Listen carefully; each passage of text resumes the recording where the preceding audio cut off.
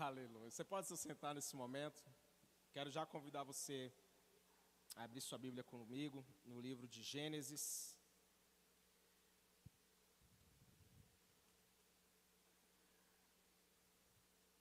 No capítulo de número 32.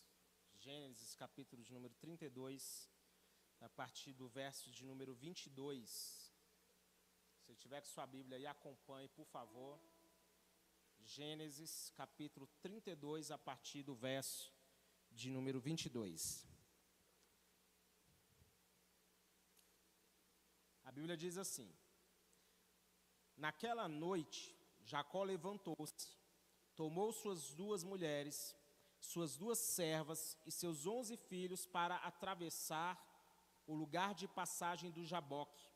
Depois de havê-los feito atravessar o ribeiro, fez passar também tudo o que possuía, e Jacó ficou sozinho. Então veio um homem que se pôs a lutar com ele até o amanhecer. Quando o homem viu que não poderia dominá-lo, tocou na articulação da coxa de Jacó, de forma que lhe deslocou a coxa enquanto lutavam. Então o homem disse: Deixe-me ir, pois o dia já desponta. Mas Jacó lhe respondeu: Não te deixarei ir, a não ser que me abençoes. O homem lhe perguntou: Qual é o seu nome? Jacó, respondeu ele. Então disse o homem: Seu nome não será mais Jacó, mas sim Israel, porque você lutou com Deus e com os homens e venceu. Prosseguiu Jacó: Peço-te que digas o teu nome. Mas ele respondeu: Por que perguntas o meu nome? E o abençoou ali. Jacó chamou aquele lugar Peniel, pois disse: Vi a Deus face a face, todavia a minha vida foi poupada. Amém? Somente até aí. Eu quero fazer só mais uma oração com você. Curve sua cabeça, feche seus olhos. Pai, que nessa hora o Senhor ministra aos nossos corações a tua palavra. Assim como essa palavra tem queimado no meu coração há semanas, eu peço que a mensagem seja transmitida hoje a cada coração, para cada pessoa que está aqui. O Senhor é poderoso, o Senhor ainda fala com a tua igreja, o Senhor ainda tem propósito para nós. Por isso eu peço, Senhor, me usa nessa noite como um instrumento, como um canal, e que a palavra venha alcançar cada coração e cada mente, em nome de Jesus. Amém? Queridos, a história de Israel, ela é marcada pelo elo de gerações. Nós sempre vamos ver o Deus de Abraão, o Deus de Isaac e o Deus de Jacó. E essa é uma expressão que está mostrando que Deus é um Deus que trabalha com gerações. A promessa que se cumpriu, que nós vemos se cumprindo, lá quando o povo sai do Egito, é conduzido pelo deserto, vão chegar lá na terra da promessa. Essa promessa foi feita primeiramente a quem? A Abraão. Abraão foi o homem que recebeu a palavra de que a sua descendência seria como as estrelas do céu, seria como a areia da praia. Nós poderíamos expressar o significado do nome de Israel de muitas formas, mas significa basicamente um príncipe poderoso que luta e prevalece, soldado de Deus, ou aquele que governa com o Todo-Poderoso. Algumas traduções vai dizer que é o príncipe que prevalece com Deus. Por isso que quando a Bíblia fala que ele luta com Deus, ele não é que ele luta contra, no sentido de uma batalha contra, mas sim que ele luta juntamente com Deus e que prevalece. E é interessante ele receber esse nome naquele momento, porque Jacó foi aquele que nasceu segurando o calcanhar do seu irmão. No seu nascimento, e eu vou trazer alguns textos aqui só para você acompanhar, nós vemos que quando Rebeca estava grávida, na verdade Isaac vai orar por Rebeca, porque Rebeca era estéril. Isaac ora por ela, então ela engravida. E vai chegar um momento onde ela vai ver os meninos se empurrando dentro dela. Ela vai falar assim: Senhor, por que isso está me acontecendo? Então a Bíblia vai falar que ela vai consultar o Senhor. E a palavra que ela vai receber é que havia dentro do seu ventre 2 nações. 2 povos estavam dentro dela, 2 nações poderosas, e que o mais velho serviria ao mais novo. E é interessante essa palavra, porque com certeza essa direção que Deus dá serve, de certa forma, como base para as ações que nós vamos ver Rebeca tomando depois. As decisões que Rebeca vai ter depois de se juntar, e eu não quero antecipar, mas Rebeca se junta com Jacó, ela é a grande, na verdade, mentora dos ardis de Jacó em algum momento. Esaú significa vermelho, e Jacó significa usurpador, aquele que age de forma traiçoeira, aquele que agarra o calcanhar. Os meninos nascem, o tempo passa, e nós vemos que tanto Isaac como Rebeca vão ter as suas preferências. A Bíblia vai falar que Isaac tem uma preferência por Esaú. Esaú se torna um caçador, e Isaac prefere ele porque ele comia da caça que Esaú trazia, enquanto que Rebeca já preferia Jacó. Jacó é aquele homem mais pacato, cuidava do rebanho, vivia ali nas tendas. Então o tempo passa e nós vemos essa separação de preferências. Quem fala que não tem preferência entre os filhos, né? Na Bíblia diz que tem. Eu só tenho uma, eu não posso dizer. Pais, não façam isso. Então o tempo passa, e nós vemos já em um determinado momento, Esaú vendendo o seu direito de primogenitura. Ele volta do campo cansado, eu estou só contextualizando você, por favor. Nós vemos ele voltando do campo cansado, depois de ter trabalhado muito. Ele vê um prato lá que o irmão está preparando, ele fala assim, me dá um pouco desse cozido, eu estou faminto. Então a Bíblia vai falar que Jacó vai agir de forma estratégica. Fala assim, olha, eu troco pelo seu direito de primogenitura. E a Bíblia vai falar exatamente assim, que Esaú desprezou o seu direito de filho mais velho. Então nós temos muitos comportamentos de Jacó que são reprováveis, sim ou não? Mas também nós vemos em Esaú um desprezo àquilo que havia à sua posição. Esaú colocou as suas necessidades, o seu prazer momentâneo, acima da sua posição, do seu lugar de filho. E querido, isso é muito sério, porque muitos de nós somos assim hoje. Abrimos mão do nosso propósito, abrimos mão da nossa posição como filhos. Quantos não deixam o seu relacionamento com Deus porque são incapazes de dizer não para os seus momentos de prazer, para as suas necessidades? Isso é importante. Acredite, nesses momentos a conta sempre chega. Muitos abrem mão da sua herança espiritual em troca de momentos de prazer, coisas fáceis. A busca por Esaú, naquele momento, foi, eu quero aquilo que eu preciso para agora, eu quero o que eu preciso agora. E muitas vezes nós priorizamos essas necessidades, priorizamos os nossos prazeres em detrimento do nosso lugar como filhos de Deus. Esaú buscou depois, a Bíblia vai falar, que ele buscou com lágrimas uma bênção que lhe restasse. E a Bíblia vai falar assim que ele não achou nada. Porque a palavra que Isaac vai dizer para ele é, filho, não me sobrou nada para você.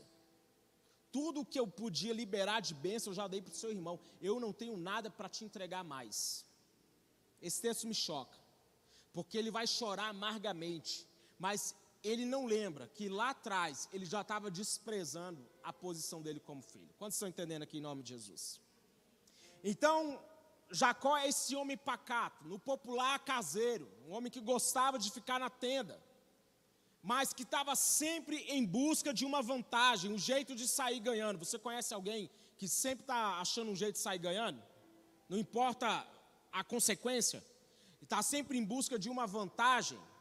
Então nós vamos ver o ápice da falta de caráter de Jacó, quando ele se junta com a sua mãe Rebeca e para enganar Isaac, que já era velho. A Bíblia vai dizer que Isaac já era um homem de idade, lá em Gênesis capítulo 27. Ele tinha os olhos fracos, não podia enxergar. Então ele manda chamar Esaú e fala assim, você vai agora, meu filho, vai caçar, vai preparar uma caça. Depois que eu comer da sua caça, eu vou te abençoar. Rebeca estava lá escutando. Que fofoqueira, né? Estava lá com o ouvido atrás da porta, escutando a conversa. Fica lá escutando a conversa, ouve a direção que Isaac vai dar. Fala assim, vem cá Jacó, eu tenho um plano. vai lá, prepara, eu vou preparar um cozido, você vai se disfarçar, veste as roupas do seu irmão. Eles preparam um plano, um estratagema, enganam Isaac. Isaac abençoa Jacó no lugar de Esaú. Jacó recebe a bênção, e as consequências disso foram terríveis, porque daí em diante Esaú passou a odiar Jacó. Agora Esaú faz promessas de vingança, promessas de matar o próprio irmão. Esaú fez depois disso, a Bíblia vai falar que Esaú vai fazer todo o possível para expressar para os seus pais o desprezo que ele tinha. Ele vai tomar mulheres hititas como esposa, mulheres cananeias. Ele manda buscar na casa de Ismael uma esposa para si, sabendo que os seus pais reprovariam. Depois que Esaú perde a sua posição, perde a bênção da primogenitura, nós vemos um homem extremamente amargurado, vingativo. Porque quando nós saímos da nossa posição em Deus, querido, nós damos lugar a esse tipo de sentimento, nós damos vazão a isso. Tudo que é sentimento ruim, negativo, afloram quando nós estamos longe da presença de Deus. E se você está na igreja, tem servido a Deus e tem continuado alimentando esse tipo de sentimento em você, você precisa ter um encontro com Deus. Ninguém fala amém, né? Eu sei que... Jacó então vai fugir e vai para a casa de Labão. E lá na casa de Labão, eu vou usar um ditado aqui, que o feitiço se volta contra o feiticeiro. Agora, o homem acostumado a passar as pessoas para trás, agora vai ser enganado. Porque acredite, isso é uma máxima da vida. Tudo que nós fazemos volta para nós em algum momento, em alguma medida. A Bíblia fala assim, ó, em tudo façam aos outros o que vocês querem que lhes façam. Esta é a lei e os profetas. Então a Bíblia vai falar que Esaú guardou rancor contra Jacó por causa da bênção que o seu pai lhe dera, e disse a si mesmo: os dias de luto pela morte de meu pai estão próximos, então matarei o meu irmão Jacó. Jacó então sai da casa dos pais para escapar do rancor e da fúria do seu irmão Esaú. Estão me acompanhando a história? Nós estamos vendo aqui etapas da vida de Jacó e de Esaú. Então nessa partida, quando ele sai da casa do seu pai para se encontrar, para ir para a casa de Labão, a Bíblia vai dizer que Jacó vai ter um encontro com Deus poderoso. Jacó agora vai se converter de verdade.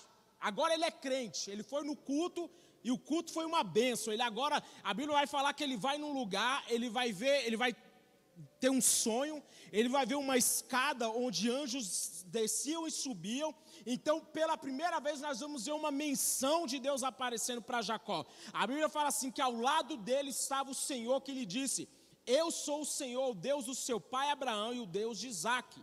Agora, a bênção que havia sido liberada sobre Jacó, através de Isaque, agora de certa forma, vai se incorporar à identidade de Jacó. Quantos estão acompanhando? Preste atenção.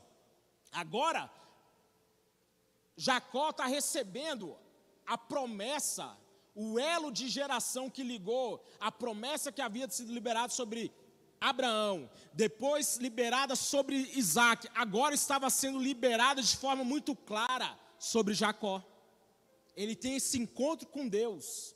Ele vai dar o nome daquele lugar de Betel. Ele vai dizer: terrível é esse lugar. O Senhor estava aqui e eu não sabia. Ele tem um encontro com Deus. Ele tem um encontro, e nesse encontro, eu acho tão fantástico que Deus faz uma promessa para ele: olha, eu não o deixarei enquanto não fizer o que eu lhe prometi. Seus descendentes serão como o pó da terra. Depois que ele recebe essa promessa de Deus, o próprio Jacó vai fazer um voto com Deus dizendo: se o Senhor estiver comigo e cuidar de mim nessa viagem que eu estou fazendo, cuidar de mim, me prover de comida e roupa, levar-me de volta de segurança à casa do meu pai, então o Senhor será o meu Deus, e esta pedra que hoje coloquei como coluna servirá de santuário de Deus, e de tudo que me deres, certamente eu te darei o dízimo. Deus fez um compromisso com Jacó, e Jacó fez um voto com Deus. Jacó encontrou a casa de Deus, e a casa de Deus é um lugar de aliança.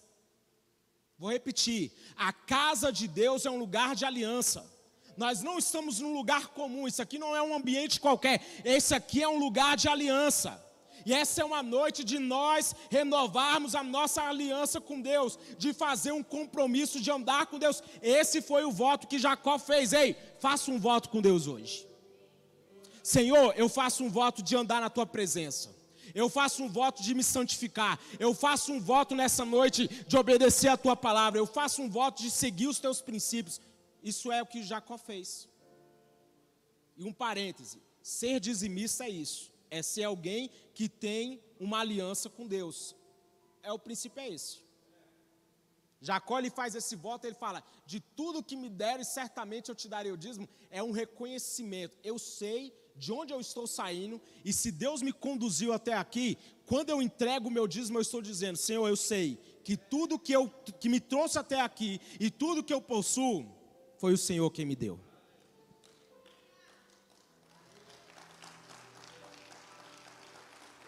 Os anos vão se passar, e Jacó vai ter filhos, filhas.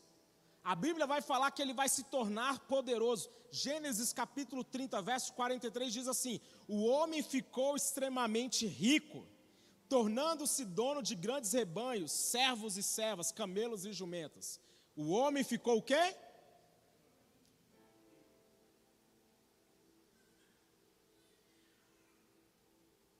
Então, durante todo o capítulo 31, se você for ler o texto, nós vamos ver um momento que Jacó agora está fugindo da casa de Labão. Eu estou acelerando aqui para não entrar em toda a história dele na casa de Labão. Mas ele vai ficar 20 anos na casa de Labão. 14 anos trabalhando pelas filhas. Ele trabalha 7 anos por Raquel. É trapaceado. Olha lá, qual é a história do homem trapaceiro? Agora ele está sendo passado para trás. Trabalhou durante 7 anos por Raquel. Foi dado a ele em casamento quem? Lia, a vesguinha.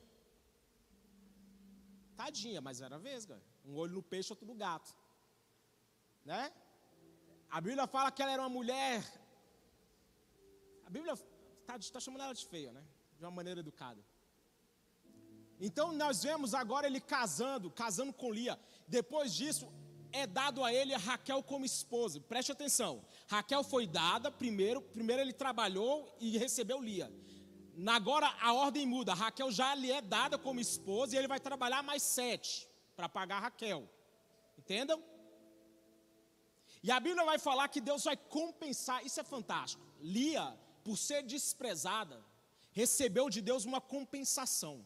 Lia foi capaz de dar a Isaac filhos, enquanto Raquel, por muito tempo, foi estéril, a ponto de ela dizer para Jacó assim: dá-me filho, senão eu morro. E Jacó vai falar: por acaso eu estou no lugar de Deus? Então passa o tempo, Raquel também vai engravidar. E a história de Jacó, em todo o tempo, na casa de Labão, foi sendo enganado por Labão, o salário sendo ajustado no mínimo 10 vezes. Então a estação de Jacó na casa de Labão foi uma estação de aprendizado. O homem que era enganador, mas agora se converteu, agora está colhendo os frutos, porque isso é uma regra, nós vamos colher. E às vezes a gente pergunta, né, faz essa, acho que a bispa que postou, né, postou ou comentou com a gente, pastores, algum dia desses, falando assim: tudo aquilo que nós plantamos, nós vamos colher. E a pergunta que nós devemos fazer é: isso nos conforta ou isso nos amedronta? Algo assim. De Deus não se zomba, de tudo aquilo que o homem plantar, certamente vai colher. Essa pergunta te amedronta ou te alegra? Jacó, então, chega agora no capítulo 32, que foi o texto que nós lemos.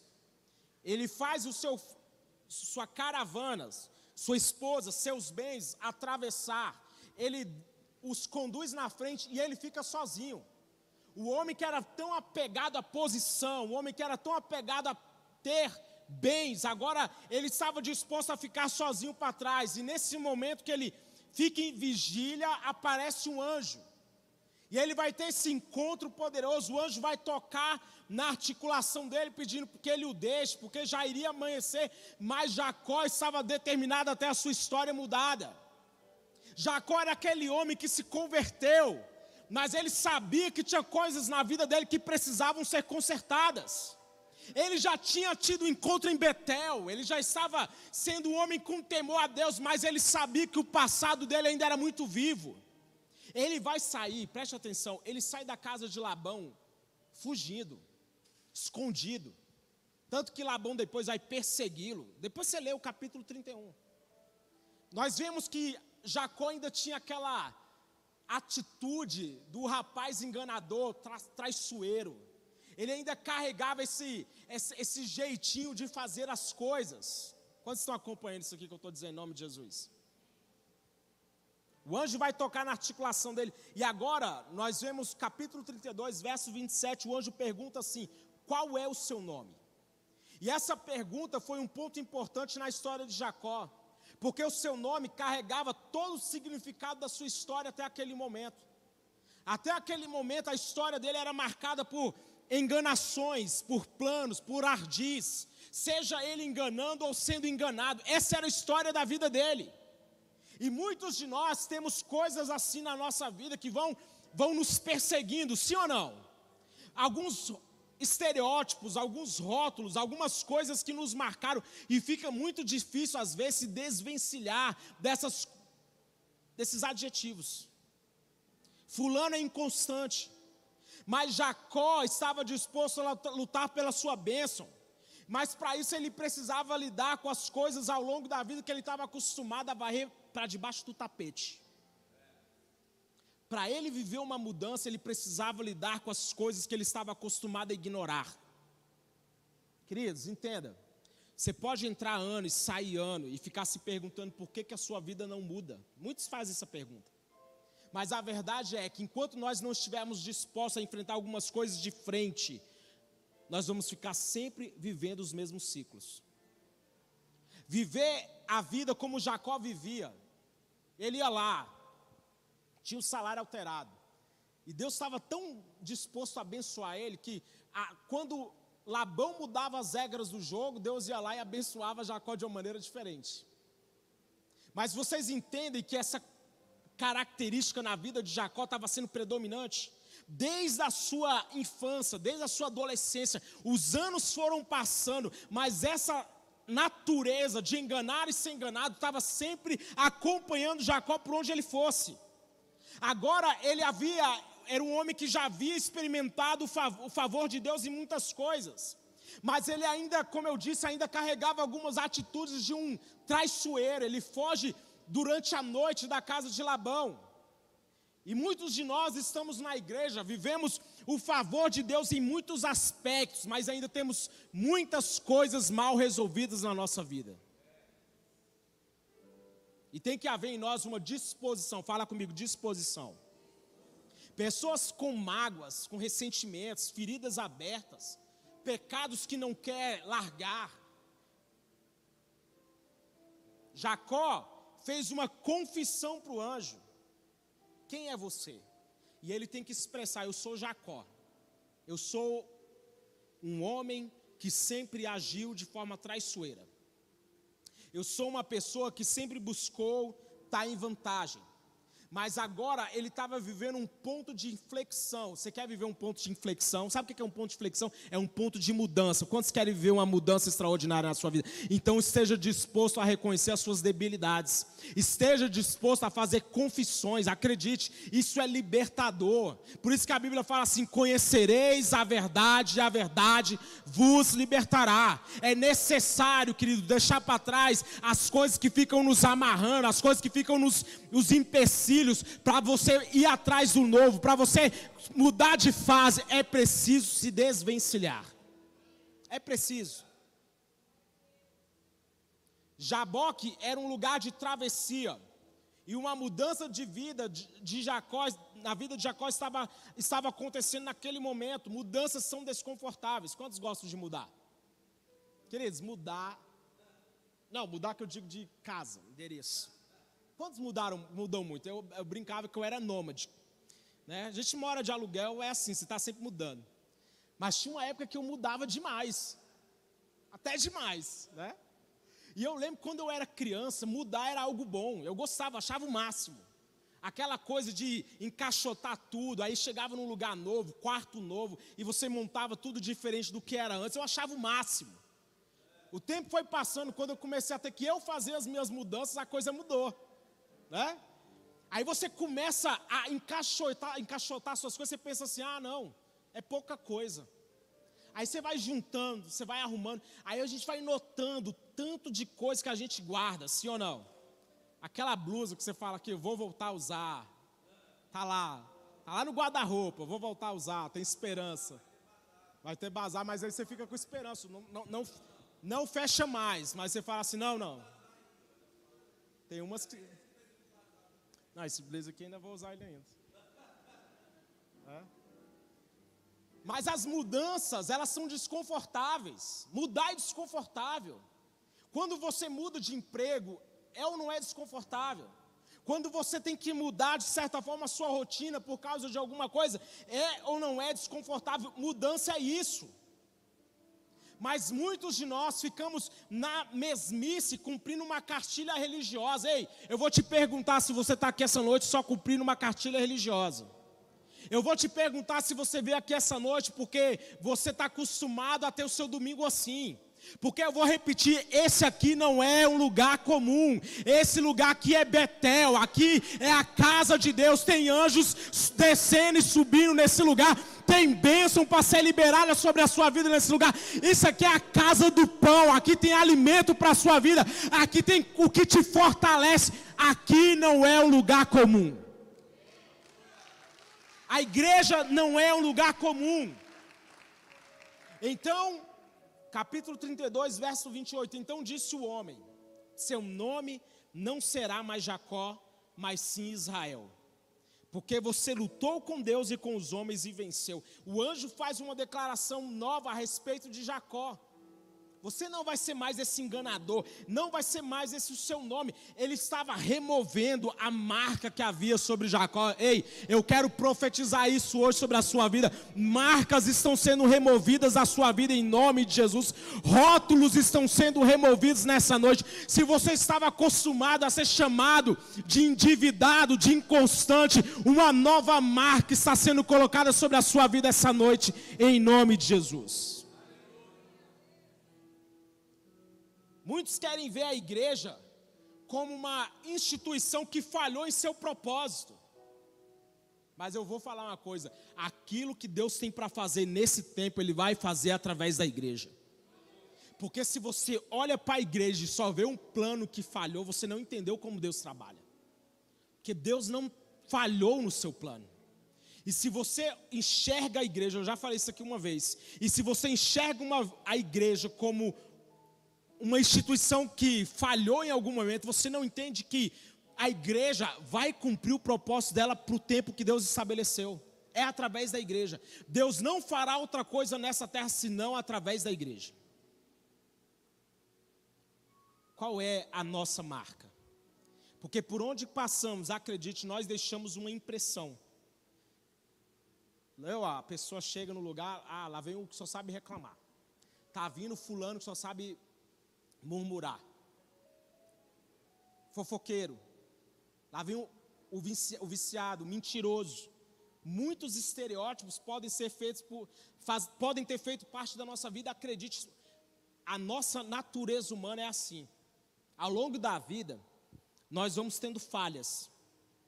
E essas falhas deixam marcas, inclusive nas pessoas ao nosso redor. Então, Jacó tinha essa marca. Labão volta, vai perseguindo ele e fala assim: olha, você roubou os ídolos da minha casa. E quem tinha roubado? Raquel. No capítulo 31, Raquel roubou os ídolos, colocou no seu cavalo. Aí quando Labão chegou, ela vai falar assim: meu senhor, me desculpe se eu não puder me levantar na tua presença, mas é porque eu estou nos dias lá, estava nos dias de menstruação dela. E ela usou isso como desculpa para não ter que se levantar e ter o seu cavalo revistado, sua bagagem revistada.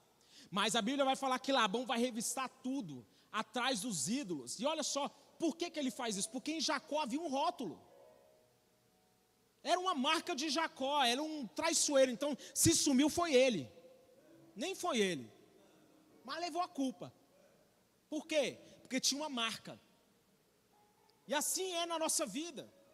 Algumas coisas deixam marcas, mas eu vou repetir, Deus está nesse lugar e você não vai mais carregar adjetivos pejorativos, não vai mais. Você vai ter o seu nome mudado, você vai ter a sua história mudada. Ah, pastor, ele não para emprego, não mais, ele vai se estabelecer, vai crescer. Ah, ele só quer saber de ganhar, não mais, ele quer estabelecer família, ele é um homem. Ah, ele é alguém que não cresceu, que não amadureceu. Não tem mais esse rótulo. Ele é uma nova pessoa criada em Cristo Jesus. Rótulos vão ser arrancados essa noite em nome de Jesus.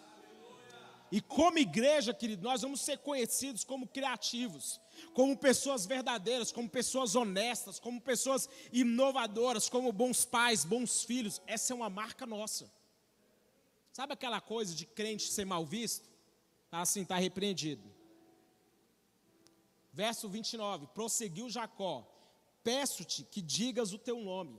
Mas ele respondeu: por que perguntas o meu nome? E o abençoou ali. Jacó, ele queria nesse momento uma compreensão humana daquilo que somente pode ser discernido espiritualmente. Jacó queria entender com a sua mente humana. E acredite, muitas vezes nós queremos dar nome para aquilo que Deus quer fazer. E a religião, ela tem essa característica, ela nos transforma em divindades em Deus. Queridos, eu vou falar uma coisa, ser cristão há muito tempo é perigoso por causa disso. Porque nós vamos tendo uma caminhada de muitos anos e por causa disso nós queremos estabelecer como Deus vai fazer. Quantos estão entendendo isso aqui em nome de Jesus? Nós queremos limitar o agir de Deus àquilo que nós compreendemos. Queremos colocar Deus numa caixinha, mas a Bíblia fala assim, olha, que olho nenhum viu, ouvido nenhum ouviu e mente nenhuma imaginou o que Deus preparou para aqueles que o amam. Ei, eu quero dizer que aquilo que Deus vai manifestar na sua vida, olho humano não viu, ainda não penetrou no coração ou na mente de ninguém, aquilo que Ele pode e quer fazer através de nós. Aquilo que Deus vai fazer no nosso país, querido, não aconteceu em época nenhuma. E a Bíblia fala assim, ó, que Ele o abençoou ali.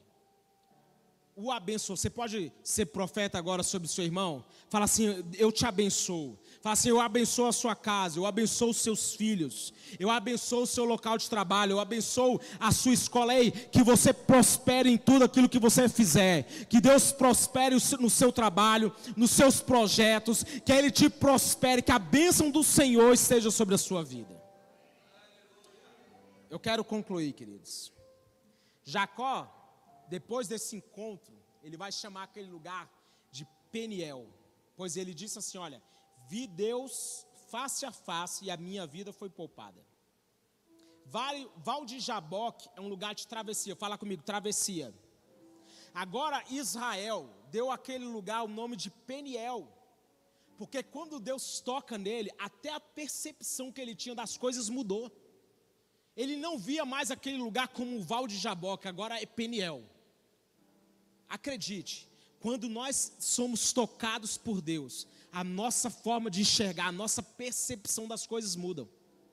A Bíblia tem um salmo que eu amo esse salmo, vai dizer assim que em ti está a fonte da vida, graças à tua luz, nós vemos a luz. E olha, eu vou falar uma coisa, pode parecer muito clichê, porém, em nossa sanha de combater a religiosidade, nós não podemos nos tornar profanos. Deus é santo. Vou repetir, na nossa sanha de combater o excesso de religiosidade, nós não podemos esquecer um adjetivo único de Deus, Ele é santo. E santidade, querido, não se trata de uma palavra religiosa, mas é ter o nosso andar transformado. Santidade é ter a nossa postura transformada, foi isso que aconteceu com Jacó.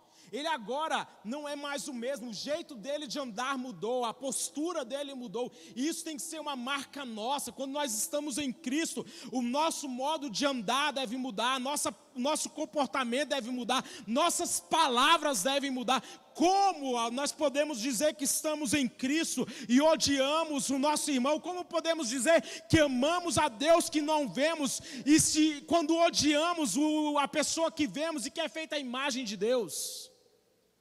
Quando estamos em Cristo, a nossa vida, a nossa postura, o nosso andar muda.